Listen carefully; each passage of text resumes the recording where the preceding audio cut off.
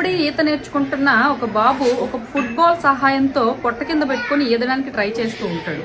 Sudden గా పైనుంచి ఒక పాప జారుకుంటూ వచ్చి స్విమ్మింగ్ పూల్లో పడిపోతుంది. పడిపోయిన వెంటనే గిలా గిలా గిలా గింజుకోవడం స్టార్ట్ చేస్తుంది. ఈ బాబుకి ఏం చేయాలో తెలియక భయపడి ఫస్ట్ ఒడ్డునున్న గ్రిల్ని పట్టుకుంటాడు. ఆ తర్వాత ఇంకా చూస్తూనే ఉంటాడు, ఇంకా గింజుకుని ఇంకా లోపలికి వెళ్ళిపోతూ ఉంటుంది. ఇక లాభం లేదని చెప్పేసి ఒక అడుగు తెగించి ముందుకెళ్ళి వచ్చి రాని ఈతతోనే అమ్మాయి చేపట్టుకుని ఎలాగోలా ఒడ్డుకు చేరుస్తాడు. ఆ అబ్బాయి చూశాడు కాబట్టి వచ్చి రాని ఈత అయినా ఎలాగోలా కాపాడాడు.